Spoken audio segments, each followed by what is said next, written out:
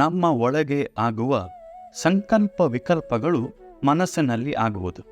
ಅಂದರೆ ನಮಗೆ ಅದು ಬೇಕು, ಇದು ಬೇಕು, ನಂತರ ಕೆಲವು ಸಲ ದ್ವಂದ್ವಗಳು, ಅದು ಬೇಕಾ ಇದು ಬೇಕಾ, ಯಾವ ಅಂಗಡಿಯಲ್ಲಿ ತಗೊಳ್ಳಬೇಕು, ಈ ರೀತಿ ಗೊಂದಲಗಳು, ಕನ್ಫ್ಯೂಷನ್ಗಳು, ಚಾಯ್ಸ್ಗಳು ಎಲ್ಲ ಆಗ್ತೇವಲ್ಲ, ಅದು ನಮ್ಮ ಮನಸ್ಸಿನಲ್ಲಿ ತೀರ್ಮಾನಗಳು ಕಡಿಮೆ, ಈ ಗೊಂದಲಗಳು, ಚಾಯ್ಸ್ಗಳ ಬಗ್ಗೆ ಕನ್ಫ್ಯೂಷನ್ ಆಗುವುದು ಜಾಸ್ತಿ.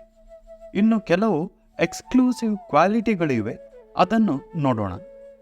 ಮನಸ್ಸು ನಿರಂತರವಾಗಿ ಯಾವ್ಯಾವುದೋ ವಿಷಯಗಳಲ್ಲಿ ಯೋಚನೆ ಮಾಡ್ತಾ ಇರ್ತದೆ.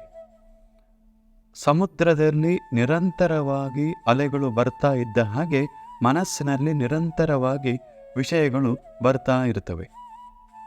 ಯಾವ ವಿಷಯಗಳಲ್ಲಿ ಮನಸ್ಸನ್ನು ಹರಿಸಬೇಕು, ಯಾವ ವಿಷಯಗಳಲ್ಲಿ ಮನಸ್ಸನ್ನು ಹರಿಸಬಾರದು, ಇದು ಬಹಳ ಮುಖ್ಯ.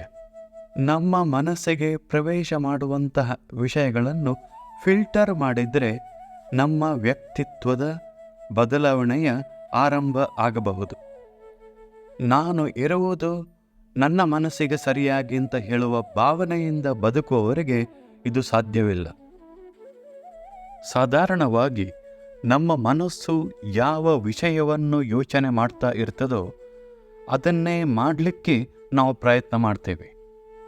ಎಕ್ಸಾಂಪಲ್ಸಿಗೆ, ಕಾಲೇಜಿಗೆ ಹೋಗುವ ಸ್ಟೂಡೆಂಟ್ಸ್ಗಳು ಕ್ಲಾಸಲ್ಲಿ ಹೇಳಿದಂತಹ ಪಾಠಗಳ ಬಗ್ಗೆ, ಅದಕ್ಕೆ ಸಂಬಂಧಪಟ್ಟಂಥ ವಿಷಯಗಳ ಬಗ್ಗೆ ಯೋಚನೆ ಮಾಡ್ತಾ ಇದ್ದರೆ ಅವರು ಕಲಿತು ಎಕ್ಸಾಮ್ ಎಲ್ಲ ಬರೆದು ಸರಿಯಾದ ದಾರಿಯಲ್ಲಿ ಹೋಗುತ್ತಾರೆ.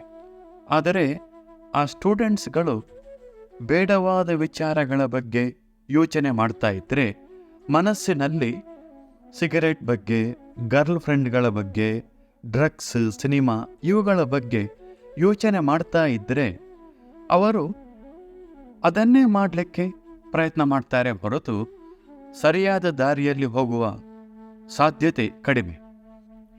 ಅದೇ ರೀತಿ ನಾವು ನಮ್ಮ ಮನಸ್ಸಿನಲ್ಲಿ ನಿರಂತರವಾಗಿ ಹೊಸ ತಿಂಡಿ ತಿನಿಸುಗಳು, ಶಾಪಿಂಗ್, OTTಯಲ್ಲಿ ರಿಲೀಸ್ ಆದಂತಹ ಹೊಸ ಸೀರಿಯಲ್, ಸಿನಿಮಾ ಇವುಗಳ ಬಗ್ಗೆ ಯೋಚನೆ ಮಾಡ್ತಾ ಇದ್ದರೆ ನಾವು ಅದರ ಹಿಂದೆಯೇ ಹೋಗಿ ಆ ಕೆಲಸಗಳನ್ನೇ ಮಾಡಲಿಕ್ಕೆ ಪ್ರಯತ್ನ ಮಾಡ್ತೇವೆ.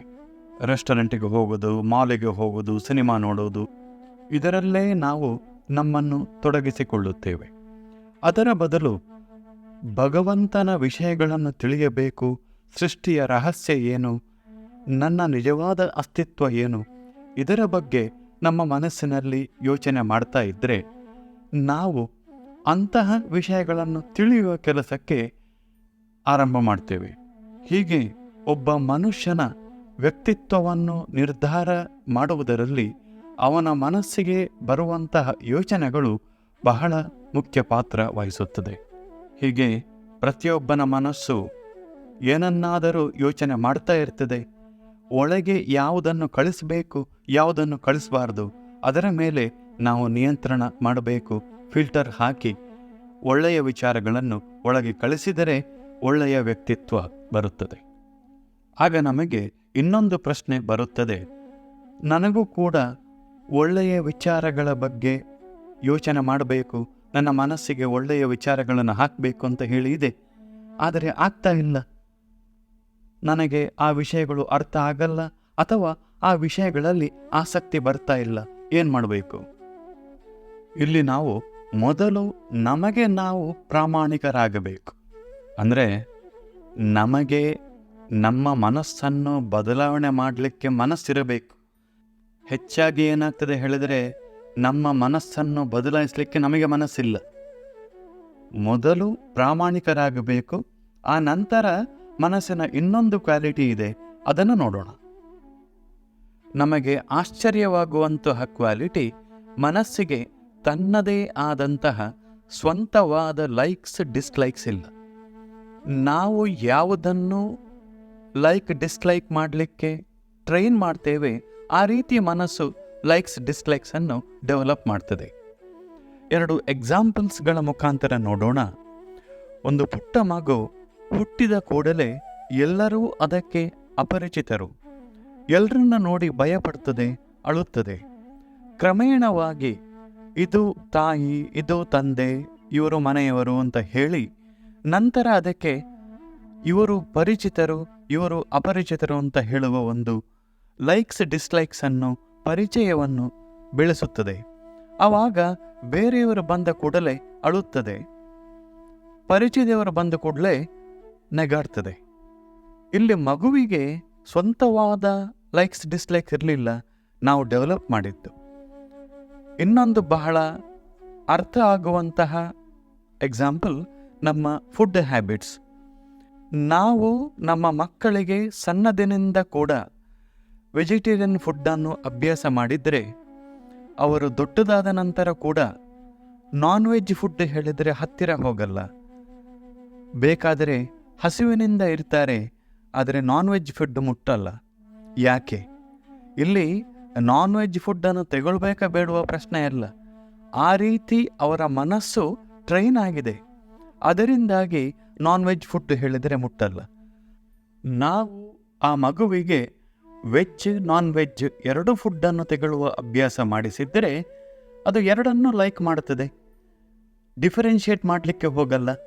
ಹೀಗೆ ನಾವು ಯಾವುದನ್ನು ನಮ್ಮ ಮನಸ್ಸಿಗೆ ಟ್ರೈನ್ ಮಾಡ್ತೇವೋ ಅದನ್ನು ಮನಸ್ಸು ಲೈಕ್ ಮಾಡ್ತದೆ, ಬೇಡವಾದದ್ದನ್ನು ಡಿಸ್ಲೈಕ್ ಮಾಡ್ತದೆ.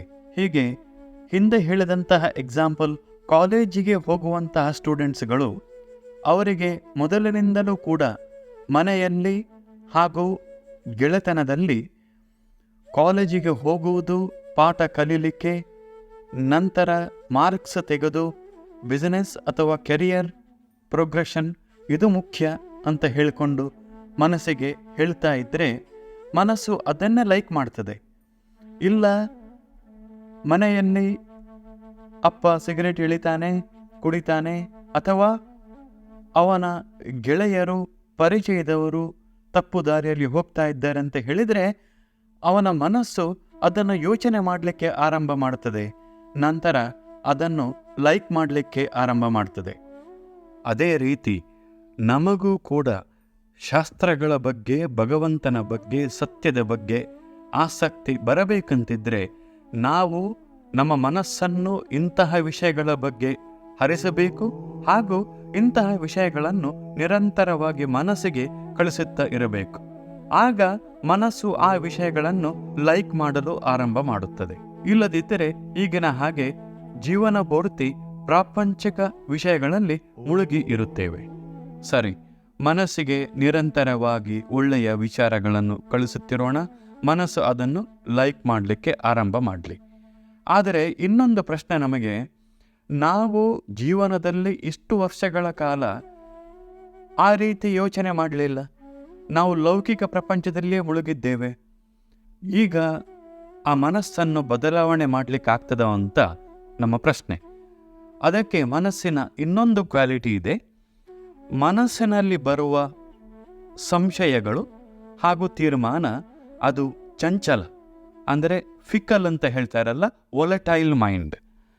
ಆದ್ದರಿಂದ ಮನಸ್ಸಿನಲ್ಲಿ ನಮಗೆ ಏನಾದರೂ ಸಂಶಯ ಇದ್ದರೆ, ಏನಾದರೂ ತೀರ್ಮಾನ ತೆಗೆದುಕೊಂಡಿದ್ದರೆ ಅದನ್ನು ಬದಲಾವಣೆ ಮಾಡಲಿಕ್ಕೆ ಆಗುತ್ತದೆ. ಹೀಗೆ ಒಳ್ಳೆಯ ವಿಷಯಗಳ ಬಗ್ಗೆ ನಮಗೆ ಇರುವ ಸಂಶಯಗಳು ಮನಸ್ಸಿನಲ್ಲೇ ಇರುವಾಗ ಅದನ್ನು ನಿವಾರಣೆ ಮಾಡಬೇಕು. ಅದು ಬುದ್ಧಿಯ ಮಟ್ಟಕ್ಕೆ ಏರದಂತೆ ಮಾಡಬೇಕು. ಯಾಕೆ ಹೇಳಿದರೆ, ಬುದ್ಧಿಗೆ ಸಂಶಯಗಳು ಏರಿದರೆ ಅದನ್ನು ನಿವಾರಣೆ ಮಾಡೋದು ಬಹಳ ಕಷ್ಟ.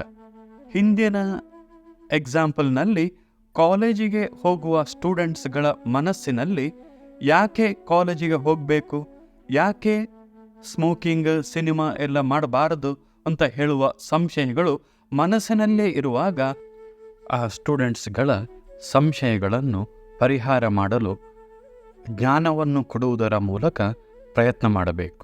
ಅದೇ ರೀತಿ ನಮಗೂ ಕೂಡ ಭಗವಂತನ ಬಗ್ಗೆ, ಒಳ್ಳೆಯ ವಿಷಯಗಳ ಬಗ್ಗೆ ಸಂಶಯ ಇದ್ದರೆ ಮನಸ್ಸಿನಲ್ಲಿ ಇರುವಾಗಲೇ ನಿವಾರಣೆ ಮಾಡಬೇಕು. ಒಂದು ಸಲ ಬುದ್ಧಿಯ ಮಟ್ಟಕ್ಕೆ ಹೋದರೆ ಅದು ಇಂಟಲೆಕ್ಚುವಲ್ ಡೌಟ್, ಇಂಟಲೆಕ್ಚುವಲ್ ಡಿಸಿಷನ್ ಆಗ್ತದೆ.